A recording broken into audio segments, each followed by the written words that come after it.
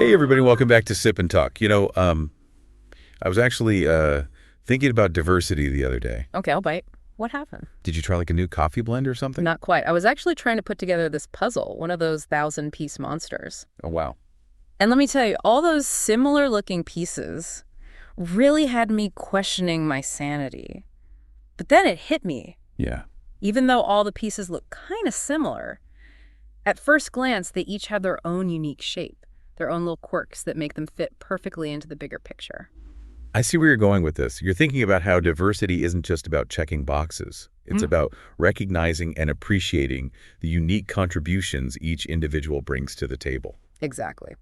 Is hypocritical political correctness actually hurting America? Ooh, that's a big one. Yeah. And our listeners sent us some thought-provoking sources for this one. We've got a YouTube interview with this guy, Matt Goodwin, who's like a political commentator and author. Okay. And then we've got some excerpts from a White House press briefing. Interesting. Yeah, and an article that's all about analyzing the potential downsides of political correctness in the U.S. Sounds like a good mix. Yeah, let's jump right in. I'm really curious to hear your take on some of this stuff. Let's do it. Okay, so this Goodwin interview is like really fascinating.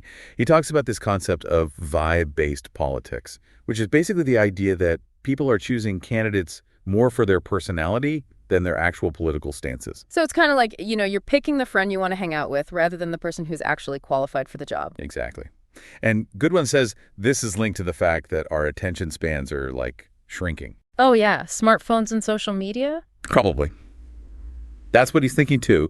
And he says that's making it harder and harder to really focus on those complex political issues. So we just go for the easy option, the candidate who gives us the best vibe. That's what he's arguing. And it gets even more interesting. He actually says that we're moving away from the traditional left-right economic divide and towards a whole new kind of split. It's like a split based on culture and identity. Yeah, I've heard a bit about this. Yeah. And Goodwin predicted this back in the early 2000s. And now it feels like we're actually seeing it play out with, figures like Trump and that whole Brexit thing. It's really interesting how those things seem to be connected in a way. Totally. Okay, so here's another really juicy bit from the Goodwin interview.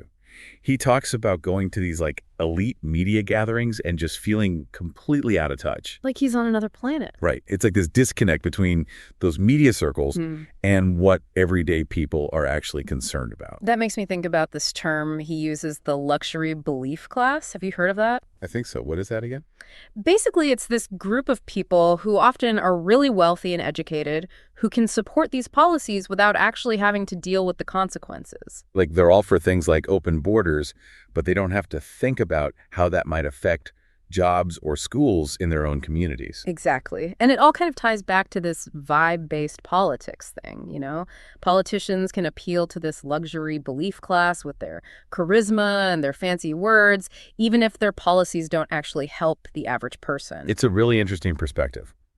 Okay, let's shift gears a bit and talk about this White House press briefing. This one came pretty heated when they started talking about DEI hiring practices, diversity, equity, and inclusion, particularly in the FAA. Oh, yeah, one that deals with airplanes and safety. Exactly. There's this whole debate about balancing diversity with making sure that we have the absolute most qualified people in those critical jobs. It's a tough one, right? You want to promote diversity, but you don't want to compromise safety in any way. Exactly. And this press briefing really highlighted those concerns. Some people are worried that maybe these DEI initiatives are pushing us away from merit-based hiring, and that could have some pretty serious consequences. It's like we're putting ideology ahead of qualifications in some cases. Right, and that's kind of similar to what Goodwin was saying about these elite institutions being more concerned with looking good than actually getting things done. Yeah, I see the connection there. Okay, and speaking of controversial topics, the press briefing also mentioned Trump's executive order about banning federal funding for teaching things like radical gender ideology and critical race theory in schools. Ooh, that was a big one. Yeah, it really stirred things up. It brought up a lot of questions about what should be taught in schools, academic freedom, and even parents' rights to have a say in their kids' education. It seems like everyone had an opinion on that one. Definitely. And it really touches on this whole political correctness debate. Are we maybe shutting down certain viewpoints that make people uncomfortable, even if they're valid? It's a question worth asking.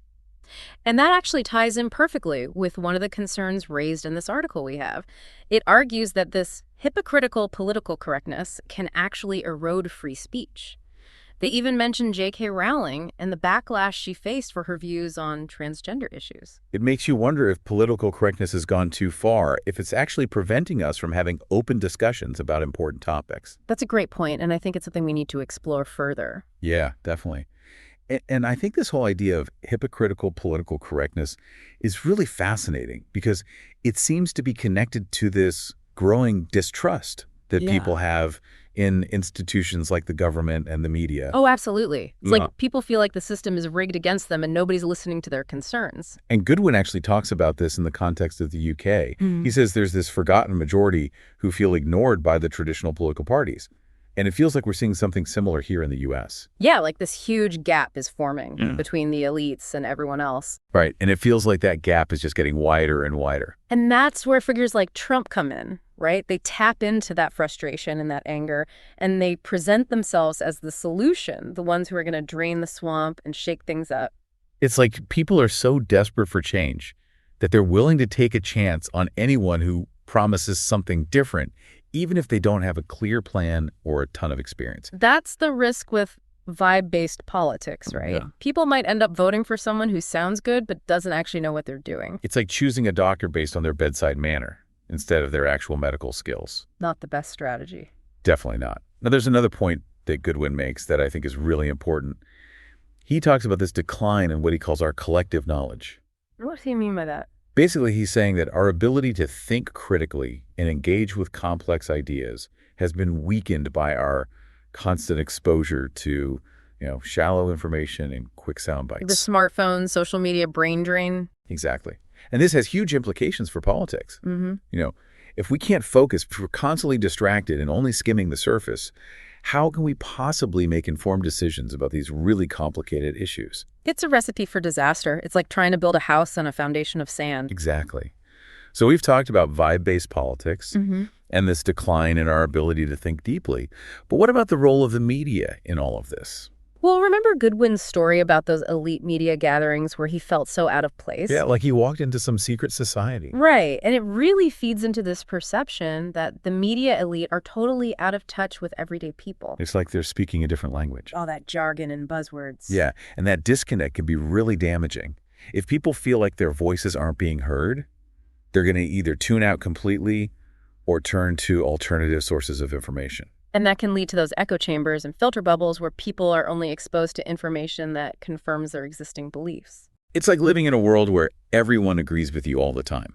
It might feel comfortable, but it's not a very accurate picture of reality. Exactly. So we've covered a lot of ground here. Vibe-based politics, the decline in critical thinking, the disconnect between the media elite and the rest of us. Definitely a lot to unpack. It is. But luckily, we've got one more part to this deep dive. Looking forward to it. Yeah. So come back with us as we try to tie all these threads together and figure out what we can actually do about this whole political correctness situation. Sounds good. I'm ready to dive back in. I just want to give another shout out to Micky from Mickytolife. His channel is a treasure trove of inspiration, and he's a huge Sip&Talk fan. Absolutely. Make sure to check him out and maybe even share your awesome podcast intro with him once you've created it. Okay, so we're back and ready to keep digging into this whole political correctness thing. We left off talking about how the media can sometimes feel really disconnected from the average person. Yeah, it's like they're speaking a different language sometimes. Things get juicy. Do tell. We're talking accusations of wokeness, concerns about box office bombs, and even some whispers about a little bit of hypocrisy going on over at the Mouse House. Well, I will say this right off the bat. This isn't some niche little debate.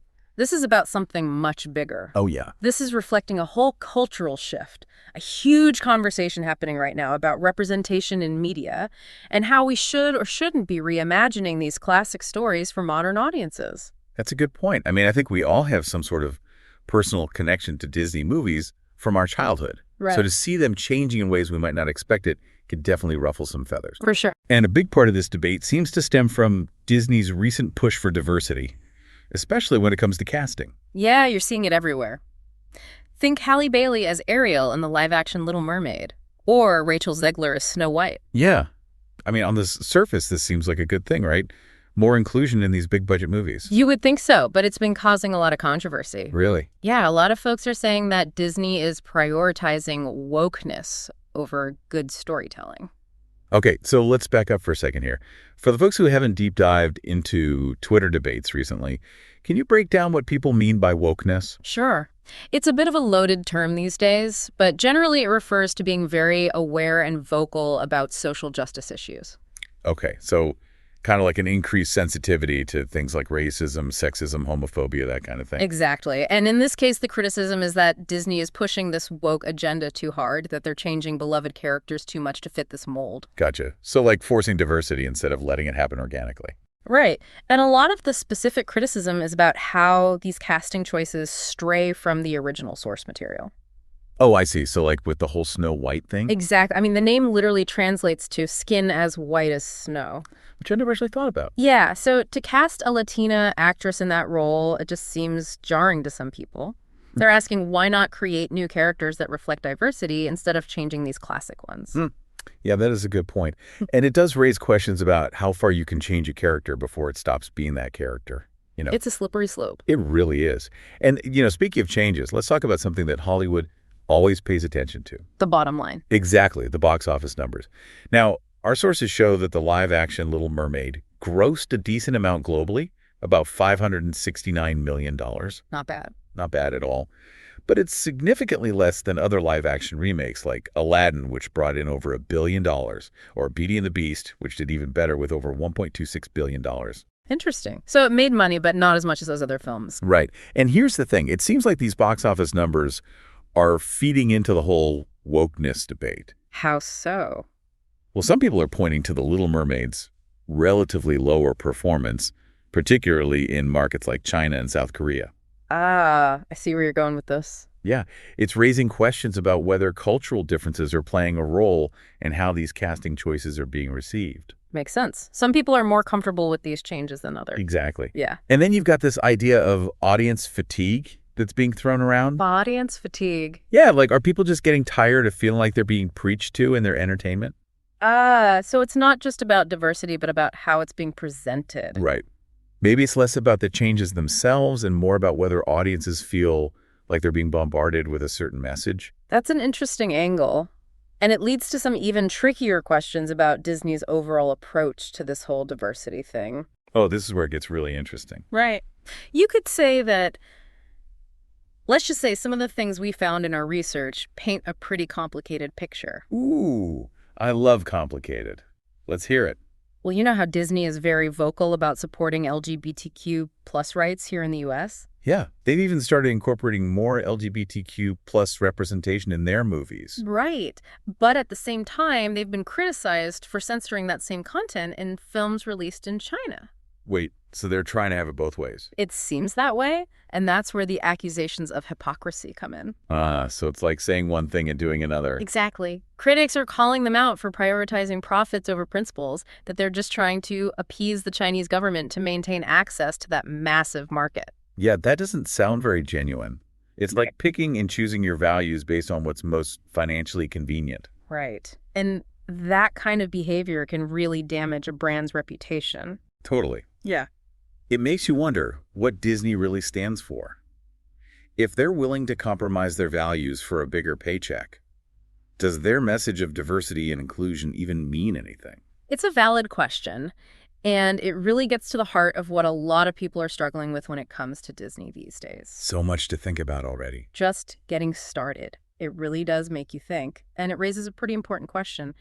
Is there a way for Disney to promote diversity and inclusion without having to alter these classic characters?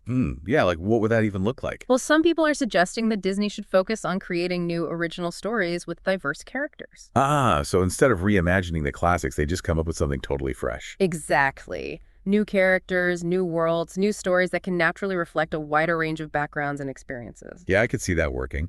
It would definitely sidestep this whole debate about changing beloved characters. Right, and it would give Disney a chance to build something new and exciting from the ground up. And hopefully avoid some of that backlash. Exactly. It could be a win-win. Audiences get new stories and characters to fall in love with, and Disney gets to demonstrate their commitment to diversity without facing the same level of resistance. I like it. It's like having your cake and eating it too. Right. But it also begs the question, can Disney find a balance between this push for inclusivity and respecting their legacy. Yeah, because let's be real, people are passionate about these classic Disney films. Right. They're like cultural touchstones. Exactly. So how do you update them for a modern audience without alienating the people who hold them so dear? It's a tough one. And it's not just a Disney problem either. This whole wokeness debate is causing a stir in other parts of the entertainment world, too. Oh, yeah, for sure. Remember the whole Gone with the Wind situation a few years back? Oh, yeah, when HBO Max temporarily removed it from their streaming platform. Exactly. It was because of the film's depiction of slavery and the romanticized view of the antebellum South. Which sparked a whole other debate about censorship. Right. People were arguing about whether classic films should be judged by modern standards or if we should acknowledge their historical context. Yeah, it's like walking a tightrope. How do you balance preserving history with being sensitive to the impact these portrayals can have on modern audiences?